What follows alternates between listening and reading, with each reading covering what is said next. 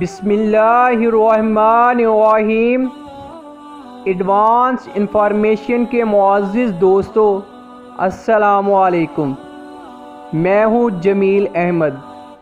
آج میں آپ کو رمضان المبارک کی فضیلت و اہمیت کے بارے میں بتاؤں گا۔ مسند امام احمد جلد دوئم صفحہ 586، حدیث نمبر 6637۔ روزہ اور قرآن روز محشر مسلمانوں کے لیے شفاعت کا باعث بھی فراہم کریں گے۔ چنانچہ نبی کریم صلی اللہ علیہ وآلہ وسلم فرماتے ہیں، روزہ اور قرآن بندے کے لیے قیامت کے دن شفاعت کریں گے۔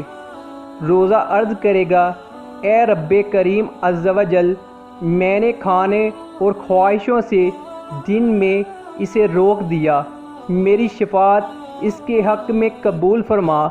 قرآن کہے گا، میں نے اسے رات میں سونے سے باز رکھا، میری شفاعت اس کے لیے قبول کر۔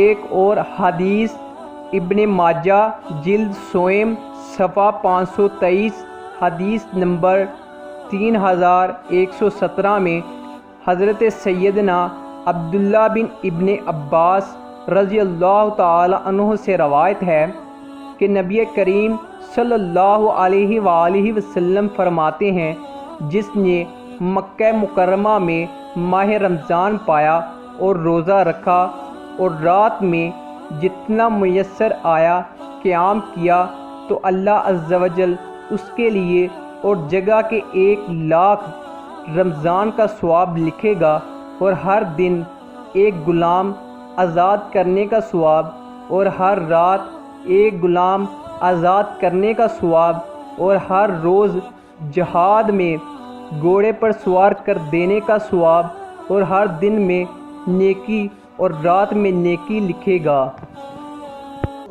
ہماری ویڈیو کو لائک اور سبسکرائب کیجیے تاکہ لوگ زیادہ سے زیادہ